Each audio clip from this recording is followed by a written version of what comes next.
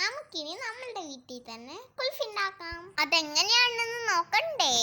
നല്ല പഴുത്ത മാങ്ങ എടുത്ത് മാങ്ങയുടെ മുകൾ ഭാഗം ചെത്തിയെടുക്കാം. ഇനി ഒരു കത്തി എടുത്ത് മാങ്ങണ്ടി ഇതേപോലെ പൊക്കിയെടുക്കണം.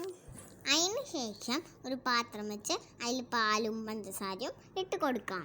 ഇനി ബദാം പരിപ്പും കശുവണ്ടി പരിപ്പും ചതച്ച് പാലിലേക്ക് ഇടാം.